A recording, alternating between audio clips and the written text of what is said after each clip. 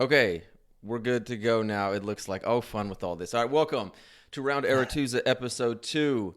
Guest Flake. Flake, how are you today? I'm doing very well. It's awesome to, first of all, it's awesome to see a podcast that you're hosting. That's just super exceptional. And it's great that there's still content being produced on the regular for a game that we all love that started, it seems like forever ago, but it's been like 4 years or so, which is outlandish to think about. But to be involved with something like Gwent and still having stuff to talk about is just a good feeling in general. So Yeah, doing it's well. it's been I think it's like 2.5 years for me. And yeah, to know that I think it was late 2016, wasn't it? It feels like it was, like if it's like when you talk about the '90s and how the '90s feel like it was like 2 weeks ago, and possibly because I'm still watching the TV shows from back then. But it Gwent has such a long history now, not albeit not the smoothest history, and it definitely had its trials and tribulations over a course of time. But the fact that it's just over, the progress over time has just led to where we are now with an awesome game and expansions coming out on the regular. This feels good. It feels good to talk about it. Just feels good to talk about anything, frankly. So Yeah. it's I'm in a good mood. I'm in a good mood. Okay, and that's going to lead into well, we've hit on a couple things I've got here. But first things first, out of the way, you have just returned to like content creation. You just came back to streaming a few days ago. This time, and again, as people look back on this in the past, we're in this COVID time period that hopefully will pass. Who knows at this point? But it's been tough on a lot of people, and I would say especially you. Right. So, just very briefly again, because I know you talked about ad nauseum, but maybe some people haven't heard too much of the details. What exactly have you been going through the past couple months? How have they been?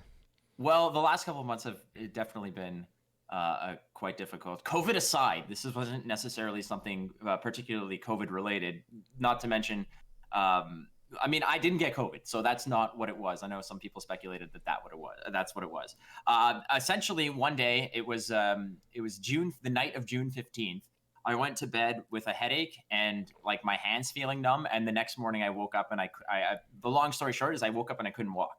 My legs decided that they just weren't working. Went to the emergency room that afternoon and only emerged about 4 months later on October 5th. So, in general, what I like again, talking about this stuff ad nauseum doesn't bother me. I went through it, and it's nice to talk about it because it's something that I didn't even know existed. It's one of those syndromes, diseases, whatever you want to call it, that you have absolutely no knowledge of until it actually occurs to you, and then you kind of hear about it everywhere. It's called Guillain-Barré syndrome, and what it is an immune system response where what happens is your body essentially is invaded by a foreign virus or something. It could be something serious like COVID, or it could be something not so serious like the common cold. Basically, what happens is your immune system decides, like the antibodies decide to go ahead and attack the virus. But once that is dispelled, the immune system kind of gets a little bit over ambitious and starts attacking your nerve system, specifically the myelin insulation around your nervous system and your nerves. So it attacks your body. And what I had was essentially an exceptionally severe case of what this was, GBS. And I was, from the point that I went to the hospital, I was basically in the ICU. 3 days later on a respirator. You can see I still have the respirator scar on my neck. I was on a respirator, paralyzed from the neck down for about 8-9 weeks. And then from that point onward, it was just tubes everywhere.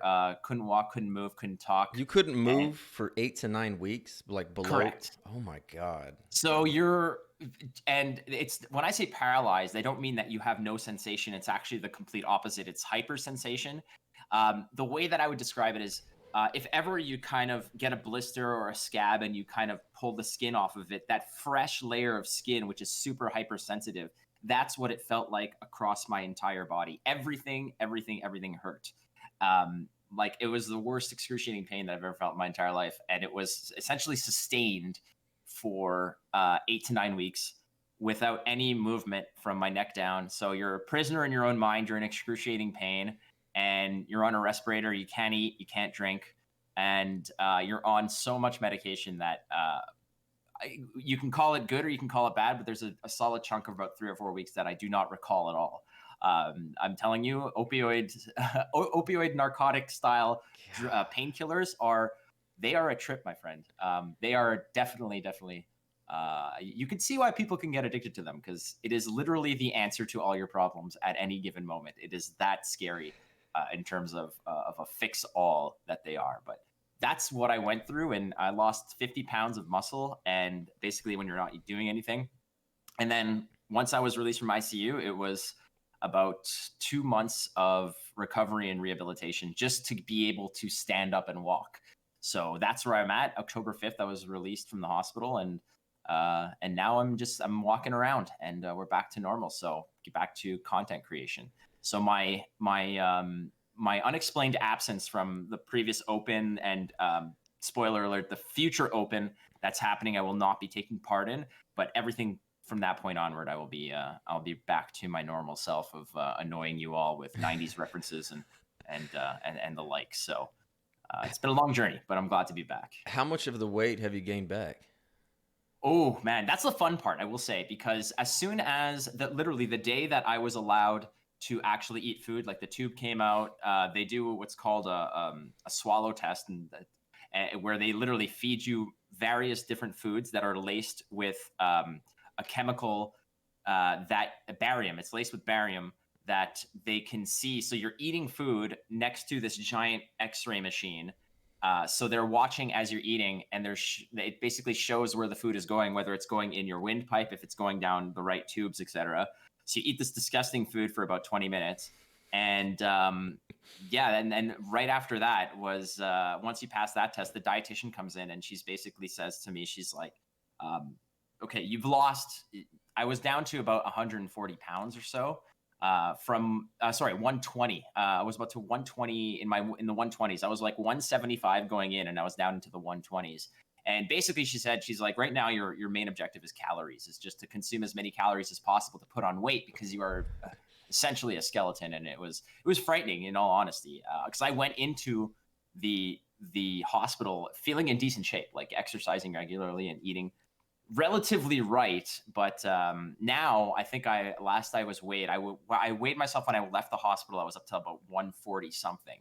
And I think that in the past little while, the amount of cookies that were sent to me from people like No Control and Charmer and whatnot, like the amount of love that was sent to me in cookie form is obscene. But I can clearly say that there's no lack of weight gain options within my immediate vicinity. So that's where we're at now. It's just we're doing it the fun way. So cookies and chocolate is my health food regimen right now, until we get to the part where, like, once the man boobs start sort of materializing, that's when I'll have to kind of lace it back and maybe start doing push-ups again. But until that happens, we're on a smooth chocolatey ride to weight gain, which is the way to do it, frankly. Okay, because I'd asked somebody about how to send stuff to you, and at the time you were in the hospital, and they were like, "Oh, with COVID and everything, like just wait for it."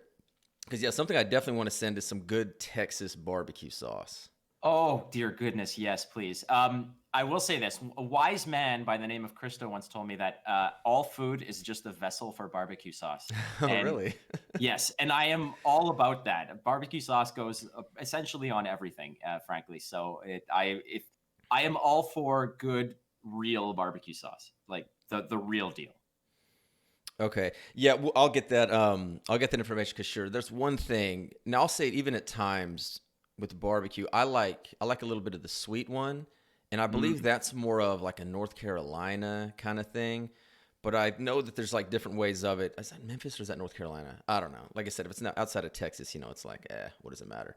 Like So, we need like a barbecue sauce sommelier on the show right now to kind of educate us about the proper, what region this sauce is from, and like the body of it, and all the hidden notes within it. But I'll take anything, frankly. Even the degree of like getting are you the type now? I gotta ask you this: whenever you go to a fast food place or you're getting something, I always ask for barbecue sauce, whether I'm going to use it or not, because I like to have it in reserve, and I like to kind of try different sauces wherever I go.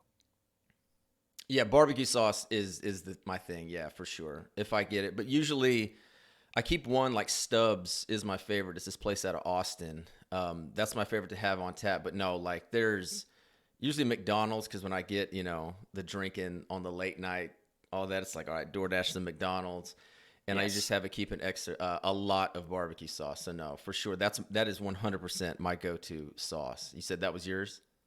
Not necessarily McDonald's specifically. I just like to whatever fast food I go to. I like to just indulge in the fast food. Like if my obsession with barbecue sauce and sauces in general is has sort of extended to the point where when I fantasize about winning the lottery and the kind of luxuries I would have as a rich millionaire, it's not about buying yachts and big jets and planes and trips. It's legitimately that I would pretty much just have dipping sauces within like easy reach, and it would be like a one sauce per nugget kind of you know luxury life that I would lead, where I would just dip, eat, and then toss the sauce out because I'm too good for it now.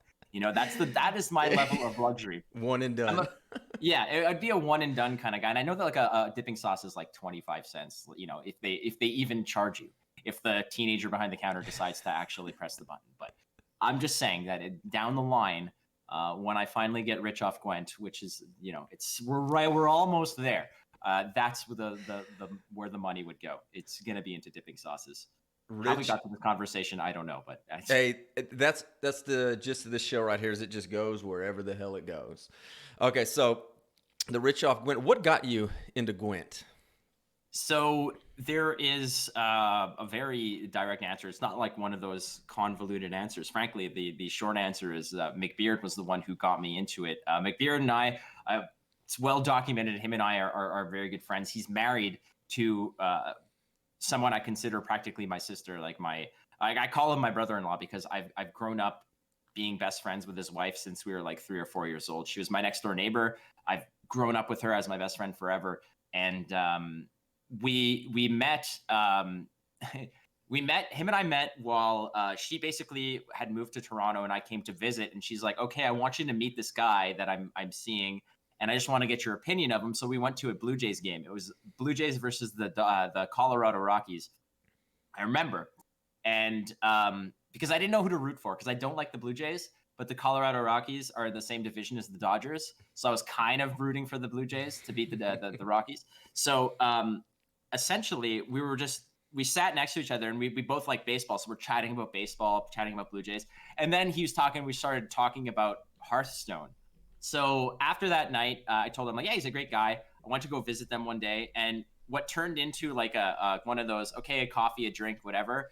We just started chatting back and forth about brewing decks with Hearthstone, and then he's like, you should try Gwent. This was when Gwent was in closed beta, and he's like, I'll get you like a code to get into closed beta. I'm like, all right, sure, no problem. And I knew nothing about Gwent. And the thing about Hearthstone and Magic, and I played all those games that are very similar in terms of life total and minions hitting each other and all that other nonsense.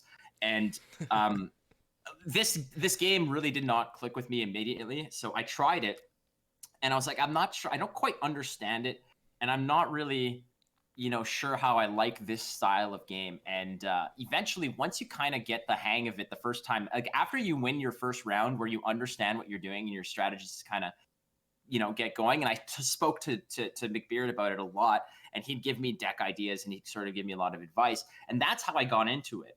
And the whole aspect of streaming it, I actually started as a Hearthstone streamer for a few months, believe it or not. And then I got into Gwent, and I'm like, let's do a deck video for Gwent, and started posting around the what's it called? Posting around the the forum, the Reddit posts and such, and getting on top of the Discord and talking to the people.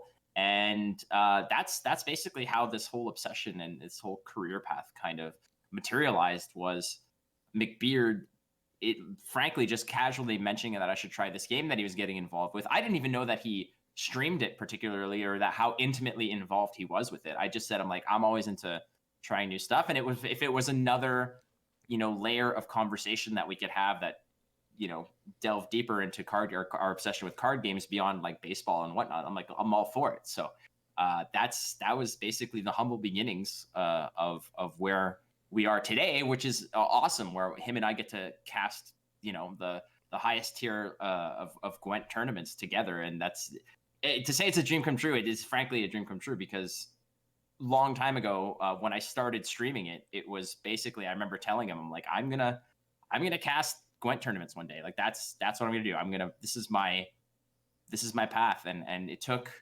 about 2 years before I kind of got that trust from the company to kind of do a soft audition, so to speak, to go host Challenger 4. And that's when they were like, hey, if you're all for it, we'd like to have you back. So that's I kind of stepped in where Mogwai stepped out. So that's where we're at, the humble beginnings to now. Was that your first bit of casting? Was through Gwent?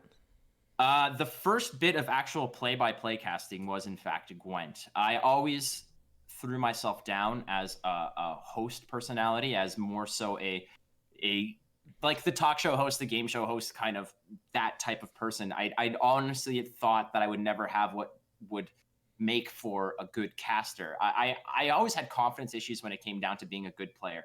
I would always second guess myself, and I would really take the criticism to heart, which is it at the same time, it's good to learn from your mistakes and hear what you're doing wrong so you can improve. But you know how the internet is; it's not always the softest way to learn about your faults, right? Reddit has a very specific way to just absolutely shred your confidence and sort of beat you down. But it's a good learning experience, not just to learn your faults and to improve upon them, but also at the same time to learn how to take that criticism and just brush it off, to take the constructive aspects of that, learn from it, and then move forward. I started off, I mean, I did sports radio. I was an intern at a sports radio station in Montreal for a little while. I ran the college radio station for a little while. I had a radio show there. I did stand-up comedy there for a little bit. I did emceeing and hosting duties for a lot of different events for a few colleges in the Montreal region for a while. So that's where I got my first licks of that type of medium, of the broadcasting medium, and that's what I really, really, really adored. And I mean, bartending, you kind of hone your skills on how to think on your toes, how to interact with different people, how to actually connect with strangers and be appealing to people that you've never met, and just kind of have that broad sense, that broad stroke of being able to relate to countless people. And from that point onward, it was just, I came to a point where I'm like, I play card games all the time. There's this platform called Twitch. So we started streaming, and I got my first broadcasting chops done with Gwent from the perspective of the Wild Hunt tournaments that were organized in Philadelphia, with people like No Control, myself, and Mark Theus, who really put a lot of blood, sweat, and tears into getting that going. And the other people who were involved, it was a big North American event, and we did it twice. And that's what kind of caught the eye of the CDPR folks, who eventually said, hey, if you're down for it, we'd love to have you as our host for Challenger 4. But that was a hosting duty, and that was something I was a lot more confident with, interviewing people, asking questions, that kind of analysis. And that's where I had a lot more confidence versus the play-by-play. When it came down to Mogwai leaving and them suggesting I audition because they wanted to see how I would do, I was a little bit more, I don't want to say scary, but there was certainly a lot more anxiety involved with that, because when I did the audition with McBeard in his apartment, it's like, you can't get more comfortable than that, where you're sitting in a place that you know with people that you love, and you're like, okay, this is as good as it'll get. And you still kind of stumble, and you're still second guess yourself. And there was a lot of early,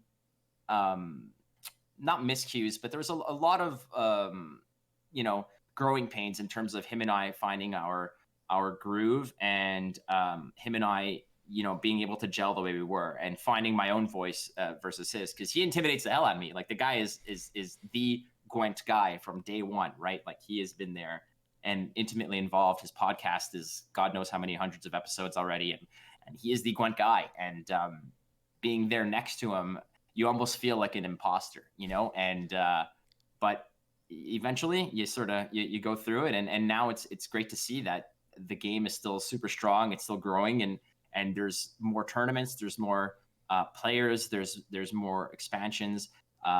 The passion is still there from both the player base and the developers, and seeing, like I mentioned earlier, seeing that there's still new content coming out from the community aspect, like this show. It gives me a lot of confidence and love that this is going to be something that going to, feed my passion for years and years. So I'm thrilled, and it has really been. I say it's a dream come true, but frankly, that's the fact, is that I'm waking up every morning loving to stream Gwent and loving to get, as knowledgeable as I can about this game. You brought up that the anxiety, because that's the thing. Like both you and McBeard, like y'all are great, and everything is just natural and it's smooth. And when y'all are announcing, there's no dead air. It's super entertaining. And again, everyone that has stepped up in those, I think, has done fine, because it's been, Shinmiri stepped up for like the A team that y'all were in that sense, and he's done an amazing job. But at the same time, it's still what y'all two bring. It's very clear that y'all two know each other and that Yes. y'all are tight and y'all feed off each other well, and there's no stepping over. Or if there is, it's very clear that y'all know who can step up next to do it. And I'm with you in the sense of, I've been doing my Witcher book podcast. I've done that for like 2 years. I've done all this stuff. I've done, when this show was my own, when it was around of Gwent, I think I did like 6 episodes or something. But even now doing this, because it's streaming live, it's just constantly, I'm like, I'm going to mess up and people are going to know that I'm a fraud. And then, like you said, I'm an imposter. And that goes everything that I do, from the stuff when I talk about history or coaching basketball and teaching and all that. It's just constantly in this fear of, like, this back of your head, like, oh, something's going to go wrong. Something's going to go wrong. But then I'm able, at least at times, to be like, well, just do it. Like, you'll be fine. Like, no Yeah. one's going to do it. You've thought about that for years or every single time, and literally it's never happened. And so for you, and then maybe some advice to give out for someone that wants to do it, because I guarantee you, and I brought this up with Apero, who also cast on the last episode, everybody thinks they can cast and everybody thinks they can do it. And I was right there with you. I'm glad to see we have a shared experience of, I worked at a local sports radio station, and I was a broadcast communication major for a while in college, and broadcast volleyball games, men's basketball, and baseball. And as I said last time, you think you can just do it, and then you get out there, and then the microphone's in there, and you're live, and it's like, oh, you actually have to do this, and you can't stumble, you can't do stuff like that. And so, what to you, or what was the biggest thing for you that helped you get over that hump or get comfortable? Well, a lot of it was practice. And this is one thing that a lot of people discount, is that there is a process that and I am always humbled and very flattered when people say that, that either I'm their favorite caster, or that I do an excellent job, or whatnot. And trust me, I'm not without my faults, and I'm not without my critics, obviously. And I am always open to learning and improving. That is my mission every single time I go out there. But what people need to understand is that practice is not just for piano and sports, right? Like you every single discipline, every single skill that you develop takes practice. It takes repetitions and actual getting out there and doing it. And like you said, it's a whole different ball game. No pun intended, when you're thinking that you can do it, and then when you're actually doing it. And one of the scariest things that I ever had to do was watch my own performance, and then listen to my own big mouth run itself into the ground for God knows how long. But through these kinds of if you're not exposed to all these scenarios that could potentially go wrong and will go wrong, you'll never know how you'll react, and you'll never know how you'll improve upon them.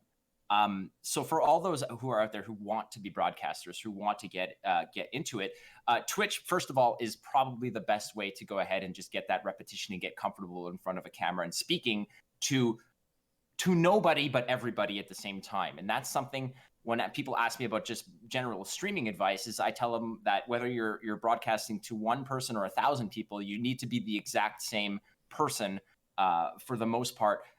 Don't put on a show. Be yourself. And if you don't have it, then you don't have it, and it's not the end of the world. There are things that you can work on. But if you're not putting yourself out there, you'll never know just how good or bad you are. And that's not to say that you'll never improve.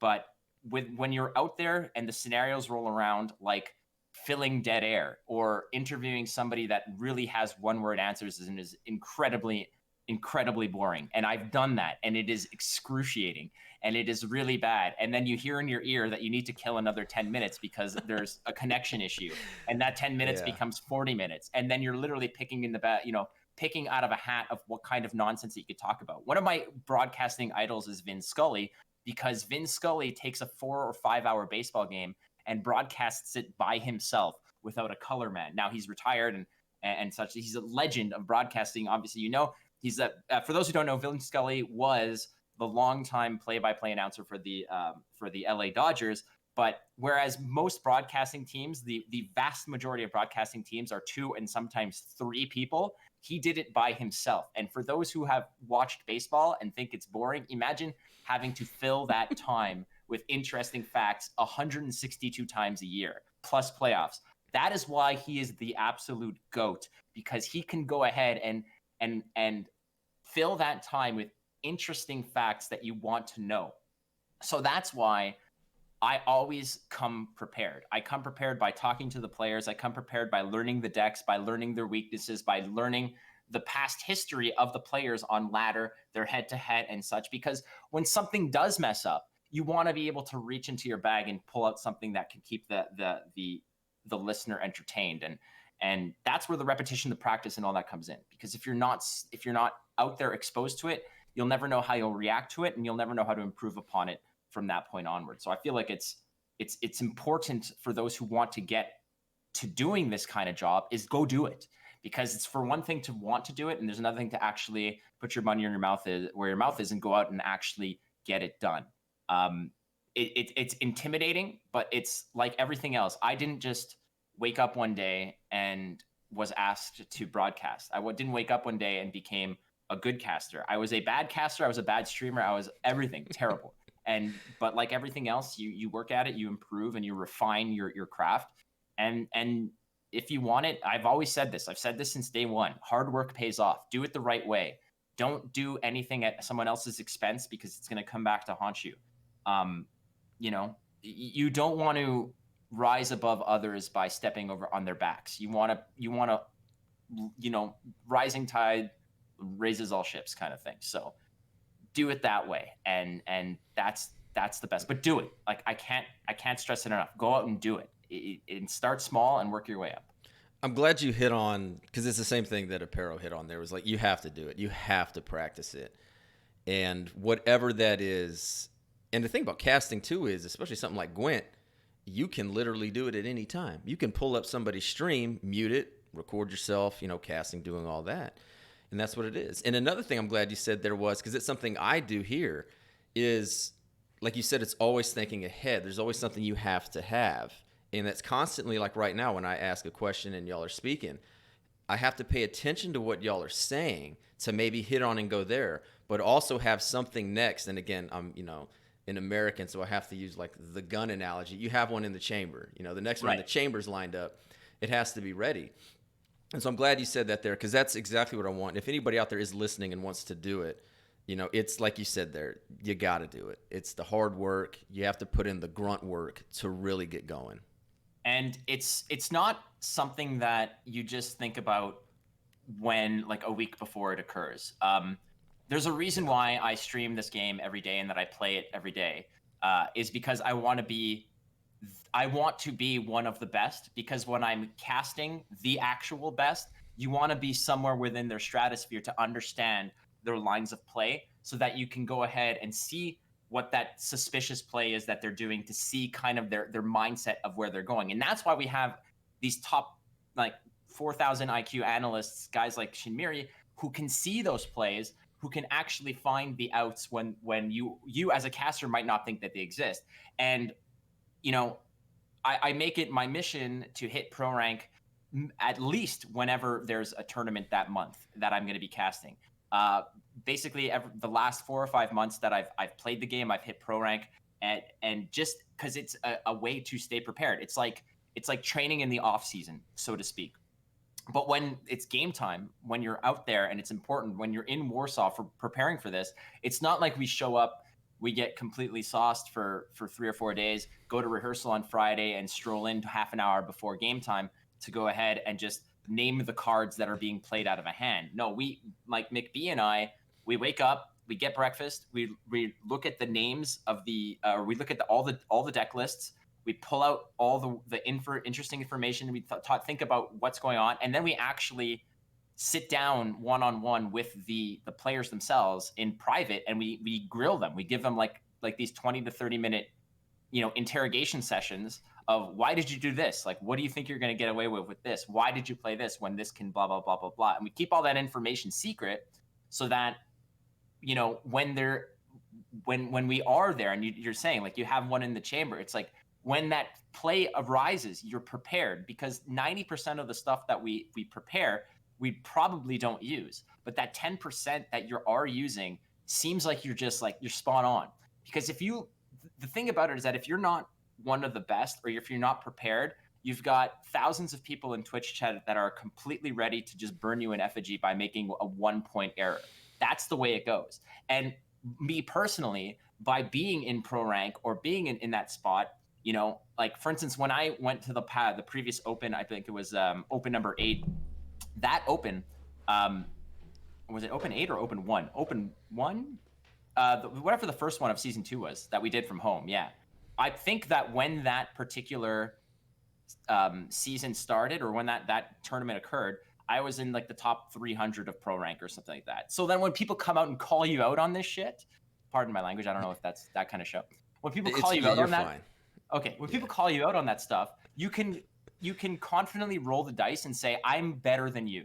And that's why, and so pardon me if I made a mistake, because it's not a matter of pride, it's just a matter of being prepared, so that when you are challenged on it, you can honestly show them the proof, show them the work you did to say, F off, I'm much better prepared than you are in this case. And again, it's not a matter of just kind of, pumping your chest out and saying that you're better than someone. But when they challenge you, you want to be able to have all that ammo ready to go to say that I did my work, I did my, and mistakes are going to happen. It's just the way it is. But that's part of the big leagues too, is you need to do the work. We go to Warsaw 4 days before rehearsal. Like, we arrive on a Wednesday morning when the thing's on a Saturday. We're there because we're preparing. We need to be together, and that's the way it goes. It's not that we're out eating pierogies and drinking beer. We're working, and the same preparation that I put in for these opens, I'll put in for any community tournament that occurs. Well, not any community tournament that occurs. I mean, some of them are kind of fluffy and fun, but I like to be prepared no matter what. And it's the same mentality of a Twitch streamer, of be the same guy for one viewer as it is for 1,000. Be the same caster for a tournament for a $200 tournament or a $100,000 tournament. That speaks to your own work ethic, and that speaks to your integrity as well. And that's something that I hold very dear, is that I like to do things the right way. I like to be reliable. I like for people to know what they're going to get. I don't like to disappoint people. Yeah, it's just being a professional. So that's sound advice. All right, so let's get a little bit more serious now. Let's take it up a notch. I mentioned a little bit earlier in a tweet that I've gone down that Knights of the Old Republic 2 rabbit hole, and that took me down like the Star Wars rabbit hole, which I vowed never to really go down again. So did you ever play those, Knights of the Old Republic 1 or 2? Okay, so there's going to be some haters out there. I've played a couple hours of the first Knights of the Old Republic. I haven't touched the second one. I know that Knights of the Old Republic is an absolute classic. It is a pristine game. In general, I haven't even played the Witcher games. I played Witcher 1 for a couple hours. I just don't like RPGs.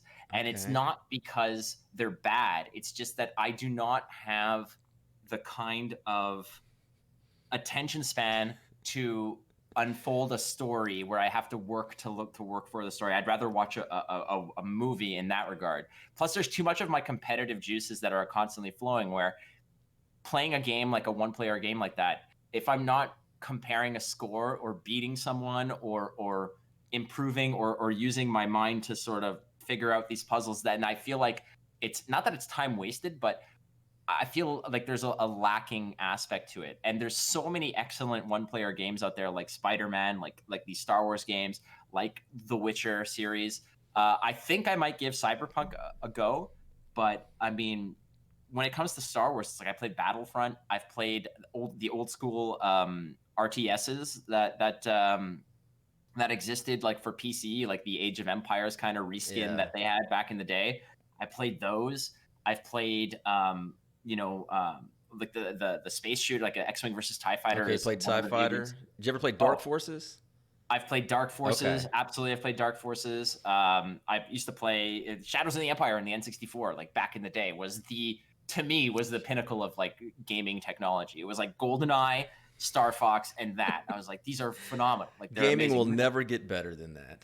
Oh, it will not. It'll never get better than GoldenEye with four players and just accusing your friends of like watching the screen, right? If it wasn't power weapons on the stack, like that's where like the men became boys, was power weapons on the stack and just making sure and knowing where all the respawns were for everyone.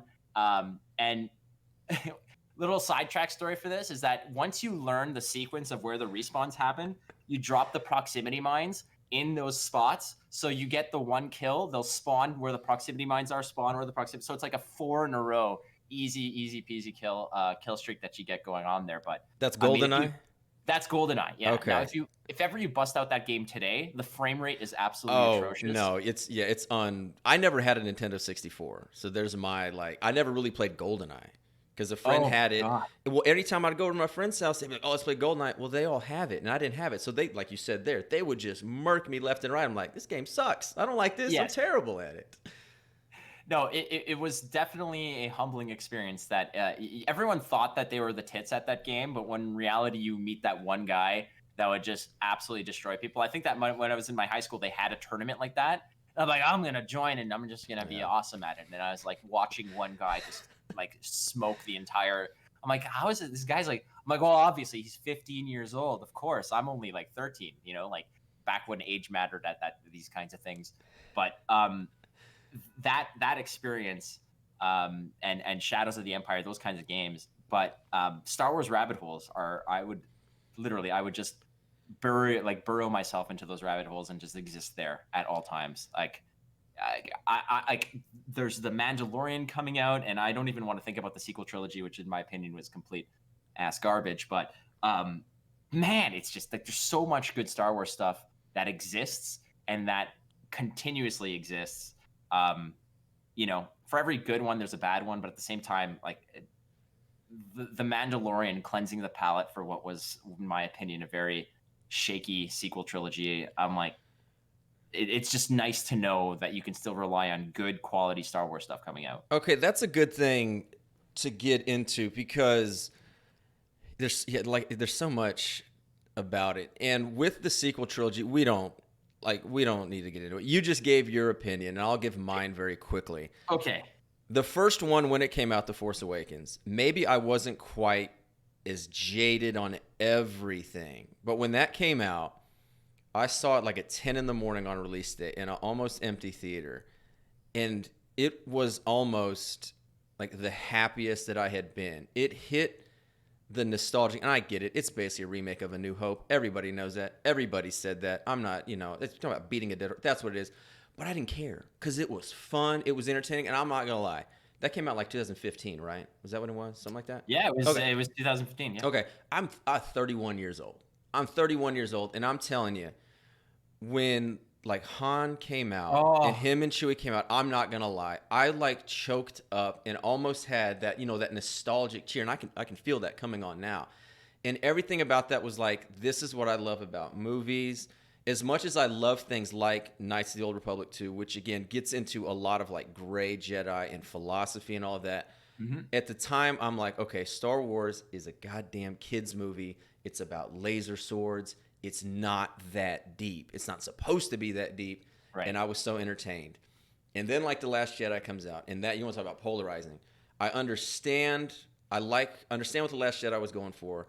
I like kind of what it did, but at the same time, it's just like the discourse around that was just like, oh my god, I want to kill myself. And then I couldn't even finish the last one, Rise of Skywalker. Rise right? of Skywalker. Yeah, I couldn't even finish it. I sat down and I tried to finish that third movie, and it was the most like soulless thing to me, and it was everything that I hated about Disney buying. It's a whole other thing to go down there.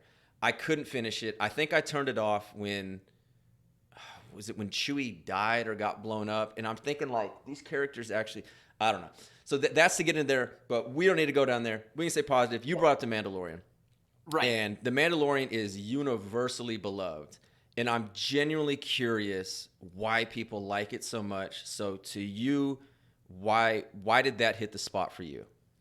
For me, I think it hit the spot. Now, I might touch back on those previous movies. So if you're listening right now and you have not seen these movies, there's some spoilers coming up. So They've been out long enough. They're fine. Yeah. That's the other thing. But people still get mad at me when I talk about who died on The Sopranos. They're like, "What? I was gonna watch." I try to talk about The Boys like 2 days or the day after it came out on stream and got shot down. I'm like, man, it's a streaming age now. Anyway, you're fine. Spoil whatever you want. Okay, so I think that what appeals about the Mandalorian is that the pacing of it is actually relatively decent. Like every aspect of it is well done. That you feel for the characters themselves. The Mandalorian, like Mando himself, is a character that you kind of like because it's that badass character that eventually finds the soft spot, being the child, right? Being the quote unquote baby Yoda. And the baby Yoda itself is beloved enough because it's something that you can relate to from the original trilogy. Because of Yoda, you don't know anything about his species, you don't know where it's from or whatnot. The mystery element is there to draw you in. So you're already invested in the plot from the time that you see that baby Yoda. You're already roped in because you want to know where that comes from. You also want to see the fact that or you want to see how that unfolds, sure, but the way that it's executed is the acting's great. It's done in this like sort of Western, like modern day Western movie kind of cowboy style shoot 'em up to a degree, but it's like that got that kind of Clint Eastwood look to it where he's just a badass doing the right thing in the wrong ways kind of thing, you know? And the execution is excellent. The production, the writing, everything, the pacing is done so well. And if I don't know if you've seen the trailers for season 2, they've given you just enough where you're blown away and you're just already reeled in. And we're only a few days away from it actually coming out. But dear goodness gracious, I'm so into it after the absolute debauchery that was The Rise of Skywalker. And I know we talked about it. Yeah. I just want to run down a few reasons why it was complete horseshit. Go ahead. Now, I agree with you about The Force Awakens, where it's a New Hope redo, but there's a reason why people listen to cover songs too, and like it's because you're already you know sort of the storyline, and you know where it's going, but you like how it's getting there, and you can kind of get with it, and the whole part about the Han Solo, the Chewie were home, and then when Ben Solo kills him, and I remember at the end of that, my favorite character, my favorite fictional character of all time is Han Solo. When he died, I remember leaving the theater and I called my mom, and it was like 2 a.m, and I never call my parents for like stuff like this, but Mom's like, "Is everything okay?" I'm like, "Yeah." I'm like, "Han Solo died," and she's like, "Who?" I'm like, "Han Solo." She's like, "The Star Wars guy?" I'm like, "Yeah." Star Wars guy. But she thought it was like Harrison Ford, and she's like, "Yeah." She's like, "Yeah, well, I didn't hear about it. Like, is it on the news?" I'm like, "No, it was in the movie." She's like, "He died in a movie?" I'm like, "No, Han Solo died in the movie. Like, the character died." And she's like, "Oh," she's like, "Just go to bed." Like, like it's fine. But that got to me, and I get it. In the same way that you have the Chewie we're home chills feeling, I think I mentioned this on I don't know if I spoke to you about this earlier, but like at the same time where you have Rick Vaughn coming out to Wild Thing to close out a baseball game in Major League, like that kind of chills is what movies are all about.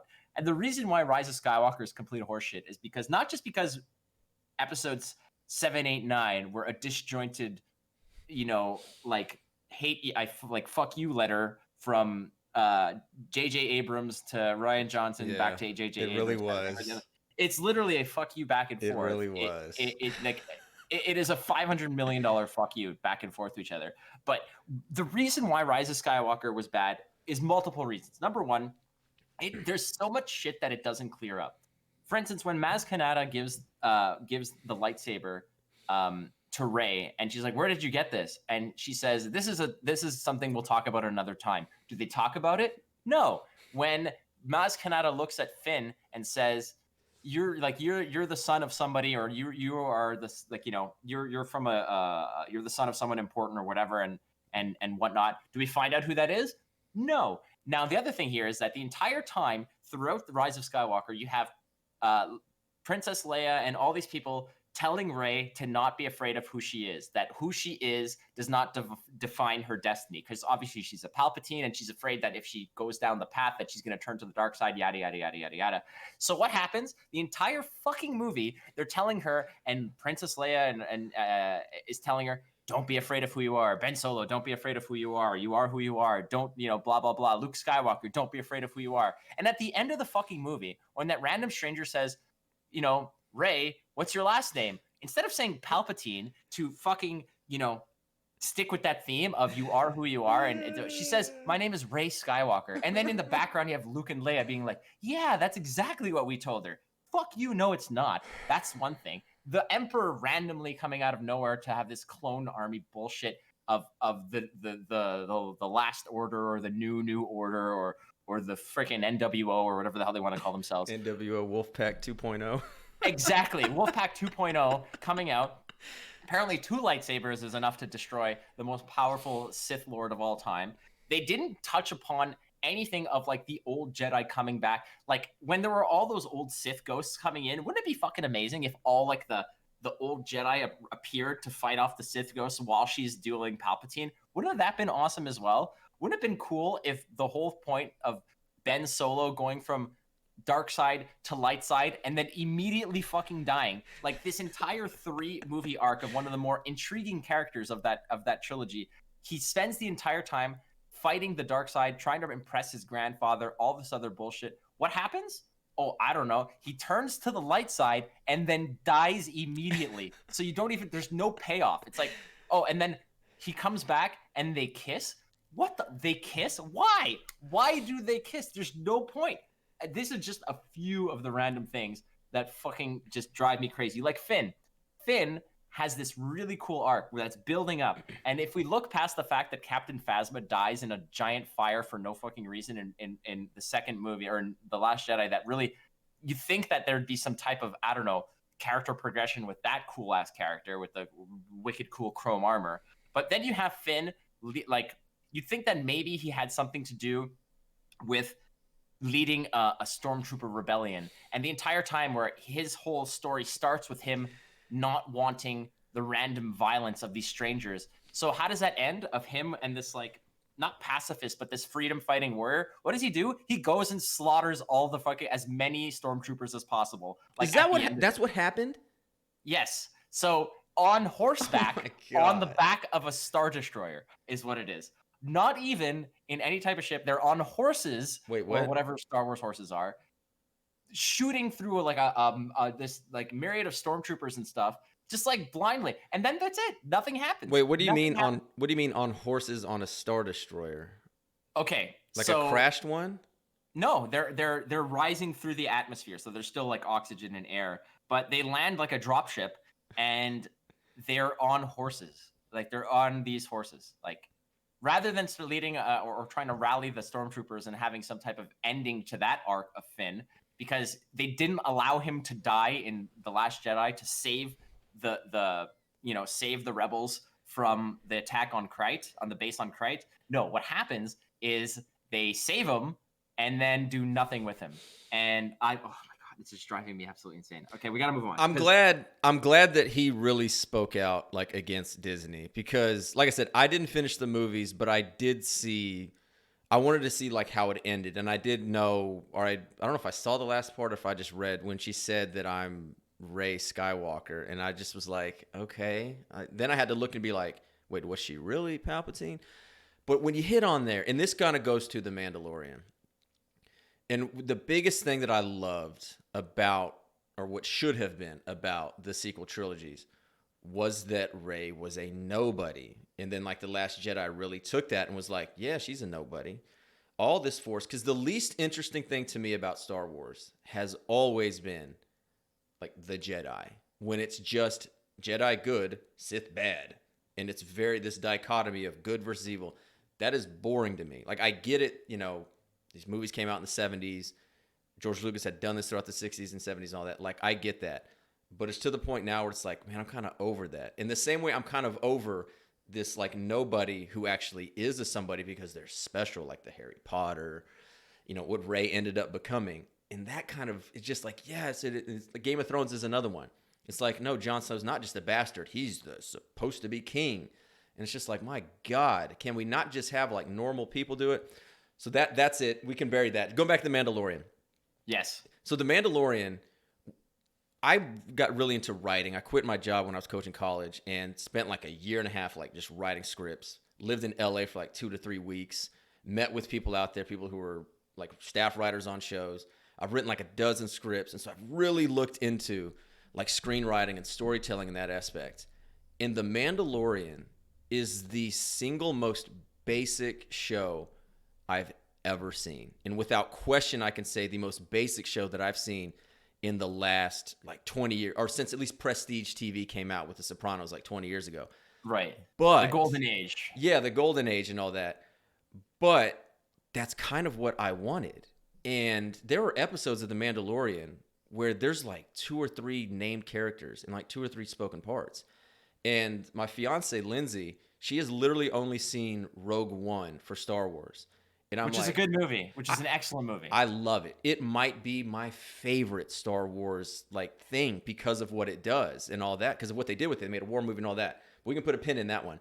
So I convinced her. I'm like, hey, come on. She's like, I don't know Star Wars. Like, is all this blah, blah. I'm like, look, I watched the first like episode or 2. I kind of looked into it. You don't have to know anything. And sure enough, you don't have to know anything. There's no, at least what I can mention, there's no mention of Force. There's no Jedis. It is 100% a Western. It's in the vein of those 70s, 80s shows. It's almost in a way like Firefly. Remember that show? Right. Yeah, where Right, they're right. going, there's a new town, a new old West town. Oh, I'm going to get on my horse and I'm going to ride on down the road to this planet, to this town. And like I said, it's just this basic storytelling that I needed. I didn't need to go down, even though I like to show like a Watchmen or something like that, or Game of Thrones. I love going down all that and Googling all that. I needed a show where I can just watch it and be like, it's telling me the story of this guy who's a morally gray character, if you will. He finds this baby Yoda, whatever the hell it may be, and he decides, I'm going to take care of it. And then that's it. The only lore is like the Bounty Hunter Syndicate or whatever it is with like Carl Right. Weathers. And then that's it. And I loved it for its simplicity. Did you think that was kind of a thing as well? The simplicity of it, and like you mentioned, is a part of the appeal, because I find nowadays when TV shows lack that element that draws you in. For instance, in Game of Thrones, the first 6 seasons or whatnot were absolute epic storytelling, because they had the source material written by an actual brilliant writer who had this enormous vision in his mind that he knocked out, and so the source material was there. A lot of the conversation and the written dialogue was there too. You add a multi-million-dollar HBO budget to it, and you have what's essentially like 200 hours of feature film that is just fleshed out in a great way. So you can have the complex storytelling with all that dialogue because you have the source material and you know where it's going. With The Mandalorian, I feel they take very small elements of mysterious or mysterious elements of the Star Wars universe, and literally what they did, it's like, what do you know of the Mandalorian, of Mandalore and the Mandalorian people prior to this show? Even in whatever is canon that is out there, there's nothing that is explored. There's all the books prior prior to the Disney recanonization of the Star Wars brand from whatever time onward, but the Mandalore and the species of Yoda remain 2 of the most mysterious yet appealing aspects of Star Wars. So you're essentially taking these 2 X factors and combining them to really exponentially delve into people's interest. You take that, so you already have the Star Wars fans essentially locked into it. They did the Mandalore people, they did them right, that they're a very close-knit, very cultish type of people that have that big nationalistic aspect to them. They're very loyal. They're very unique and secretive. So you're learning a little bit more about what you've always wanted to know about, which was who is Boba Fett. You learn a bit about Jango Fett in the prequel trilogy, but not necessarily much about the actual Mandalorians. You just the only two Mandalorians you really know of are Jango Fett and Boba Fett, right? And but where did they come from? What about the what kind of people they are? Like the armor that they use that apparently is exceptionally rare and very expensive and very valuable and whatnot. And you go down that route, and suddenly you have this very, like you said, you have a gray character, an on the fence character. A morally justified character doing a dirty job. So you're you like the character, you don't like the job is not necessarily a very virtuous one to that degree. But then you have him essentially kind of link himself to this creature that is like the cutest thing ever, but also is the missing link between what people know about Yoda and what they don't know about Yoda, right? Like this is the next step towards learning about that entire line of thinking of one of the most powerful Jedi of all time, which was Yoda. And you're wondering what you could potentially learn more. It's a link to the original trilogy that you can kind of fill in the blanks about stuff. So that's where I think the appeal comes from. You don't need necessarily that sort of witty dialogue that all these TV shows now seem to need to have in order to like suck in viewership. You just have that mysteriousness where they kind of spoon feed you information. They really nicely paced out, draw the story along, and you're there. It's done in the right way. It's not done. It's not that kind of thing where they're just kind of putting fan service in there just for the sake of fan service, because if that were the case, you can get you could name drop all kinds of stuff, Tatooine, Naboo, all this other stuff, just to sort of make people do the whole, oh, like they mentioned this, or oh, they said that, or whatever. Like they really pick and choose their spots of how they wanna talk about this stuff, So we'll see how season 2 goes, because the way that the Mandalorian season 1 was well received, I hope that they don't kind of get ahead of themselves, where then they really start name dropping and getting a little bit ahead of themselves, where they, like Boba Fett would be a massive revelation for a season 2 thing. But they already talked about Ahsoka being in that season, and from what you see in season 2, the trailer, you see X-wings, you see Banthas and Tusken Raiders, so you could potentially think that perhaps maybe they're going to be on Tatooine. You never know. Like it's such a dark underworld of Star Wars that they don't really explore as much as you'd want them to. They kind of touch upon it a little bit on Coruscant and like the prequel trilogy, but it's so much better in this, I find, because you're getting the nitty gritty, really the slimy underbelly of what Star Wars can be. Yeah, that's kind of what I would be worried about with the second season. Is every show, especially when it's a surprise success or something, has to take it up a notch. And they go and they go and they have to do it. And I just really hope this show stays grounded with what it does. And if they get an expanded budget, which I'm sure they did, it goes to set design, or if they want bigger name actors or something like that. I just hope they don't think, well, we got to have a big battle, a big space battle at the end, or something where he's doing, a one-man army through that. That's not what they did. Because the one battle, that they had with like the bounty hunter raid and the attack on that was what, maybe 50 people, 40 people? Yeah. So that was tiny in the X. You don't have this grand battle and all that. So I just really hope they keep it grounded, because that's what I loved about it. The best shows, and I find that the best shows that are on TV typically have some type of direction that is thought through from season 1 through to season 6. The worst thing that you can do as a TV show is kind of go past your prime, where you're merely putting on new seasons because of the fact that your previous 4 or 5 were absolutely excellent. Sometimes you got to walk away when it's done right. So Seinfeld, end on top.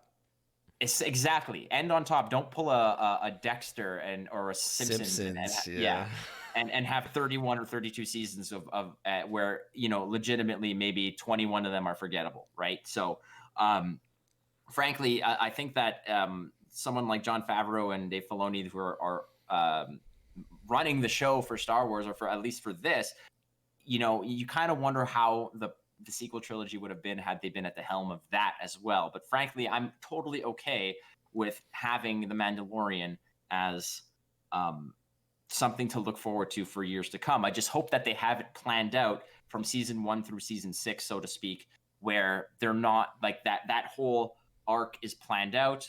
You have your major storylines in between, but I don't want them to kind of overextend it. If whereas it wouldn't necessarily be favorable to the telling of the story. Tell the story and then walk away. Don't go for the extra cheap shots at the end just because the ratings are good. That's one thing that I think is going to be problematic. But then again, it's Disney. Disney's going to milk the shit out of this until it's shriveled and dead. So we'll see. Yeah, because I mean, did you ever watch the show Lost? Yeah, no, okay. I have not. But I know that one got off the rails too. See, that Lost changed TV because the first season was this surprise smash hit. And that's the first show I can ever remember going down like an internet rabbit hole of going to message boards and going through all of that. And they had all this stuff in the first season. Oh, the smoke monster. Oh, there's a polar bear on this island. And they had no idea what to do with it. They literally asked all these questions, and they did not know how to do it. And then they thought, uh-oh, we actually have to answer these. And they couldn't do it. So now every show, and I know The Witcher's done this, and The Witcher's a little different because they have the books in there. But now it's like almost every show that gets pitched, you have to show that, unless it's a miniseries like Watchmen, where it's like a one-off thing, you have to show where you're going to be in like 2, 3, 4 seasons in case it goes that long. So you don't have to do what a Lost is. And I would think even now with the way Game of Thrones ended, that's kind of changed it also, because now you have a textbook example of how to generally seen as poorly end this massive show. And so now I think even with something like The Mandalorian, there's going to be an end game on that as well, where it might be like, look, we can go 3 seasons, we can go 4. I think there's always going to be something there to be, we're going to end this, right? How are we going to end this? Because we need to end it and not just completely do what Game of Thrones did. And in terms of shows that I think, like, for instance, one of the worst unfortunate downfalls of a TV show is like The Walking Dead. The Walking Dead series finale was, I think, their lowest rated episode of all time. So you watched that show like from start to finish? No, I did not. I gave up at season 5, I think, or 4. I watched the first 4 seasons religiously, and it got to the point where I was so frustrated with the whole story arc of the entire story arc of the group led by Rick and the gang traveling through one place, finding what they think is a safe haven and a nice community. Shit goes down in that community. The community turns on each other. The community is destroyed, overrun by walkers. They pick up, they go somewhere else. They find a new place to sort of settle down. They have another great time. They meet other people. They meet another band of people they don't like. They help them defeat those people. Then shit goes wrong there. They pick up and they go somewhere else. Legitimately, the thing about The Walking Dead, and this is what really the first symptom of that show being like one of those scenarios, like you said, like they had no idea where this was going to go. They just rolled the dice on a TV show and it magically worked out, is the fact that after season 2 or season 3, after season 2, and it was like a really super popular show, they asked the writers of, okay, like, will we ever find out how this zombie apocalypse occurred? And they're like, we're never going to tell you. It's not that you're never going to tell us. It's because you don't fucking know. They don't want to think of a reason. No. And I don't know if you remember in season 1, like if you've watched the show. I have not.